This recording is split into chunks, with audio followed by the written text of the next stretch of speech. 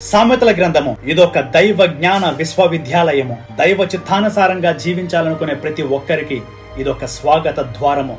Welcome to the university of wisdom. ఇక్కడ ప్రవేశించాలంటే ఒక admission test ఉంటుంది. అదే యెహోవా యందలి భయభక్తులు కలిగి ఉండటము. ఇదే జ్ఞాన ఆరంభము. ఇదే ఈ ప్రయాణములో మనం వేసే మొట్టమొదటి అడుగు. ఈ సామెతల గ్రంథంలో మొత్తం 31 అధ్యాయాలు ఉంటాయి. మొదటి 9 అధ్యాయాలు మనల్ని వినమంటాయి. వినే హృదయమే జ్ఞానానికి ద్వారము. ఈ వినే గుణము మన జీవితం లోపలికి చొరబడి మనలో మార్పుని కలగజేస్తుంది.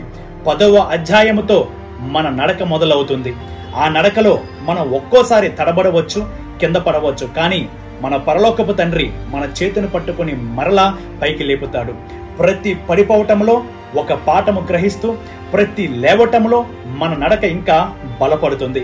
ఇలా ప్రయాణించుకుంటూ పరిశుద్ధాత్మను బట్టి క్రీస్తులో సంపూర్ణ జ్ఞానం పొందుకునే మనల్ని మన వరుడైన క్రీస్తు ఎదుర్కొంటాడు. మనమే ఆయన వధువు. గుణవతి అయిన భార్యల విశ్వాసములో, దయలో, జ్ఞానములో, శ్రమలో, దైవభక్తిలో ప్రభువుకు సమర్పింపబడే సంపూర్ణరాలుగా మారతాము. ఇదే సామెతల ప్రయాణము. వినడంతో మొదలై సంపూర్ణులుగా ఆయనకి అప్పగింపబడటమే మన గమ్యము. God bless you.